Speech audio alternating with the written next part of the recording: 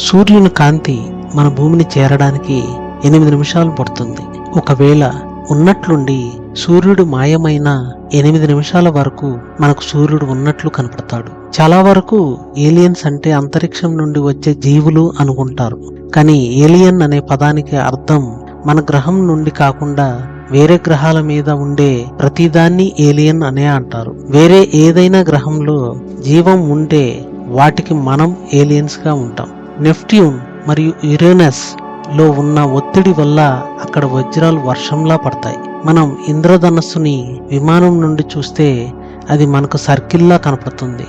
దానికి కారణం మనం భూమి మీద ఉన్నప్పుడు మనకి వర్షం మరియు కాంతి 180 డిగ్రీస్ లో ఉంటుంది. కానీ మనం విమానంలో ఉన్నప్పుడు వర్షం మరియు కాంతి మన పైన మరియు కింద కూడా పడుతుంది. కాబట్టి మనకు విమానాల నుండి చూస్తే ఇంద్రధనస్సు సర్కిల్ గా కనపడుతుంది.